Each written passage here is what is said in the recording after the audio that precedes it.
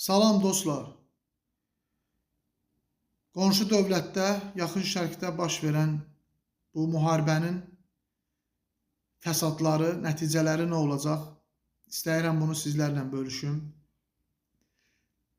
Neftdən, qazdan, idxaldan asılı olan dövlətlər bundan əziyyət çəkəcək və yanıram, düzdür.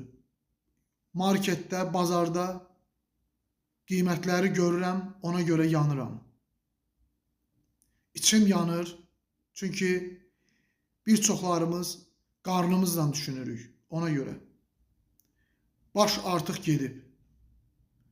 İran hökumətinə buradan çox sağ ol deyirəm. Ərəb ölkələrini bombaladıqlarına görə, çünki onlar çox qudurmuşdular və hesab edirəm ki,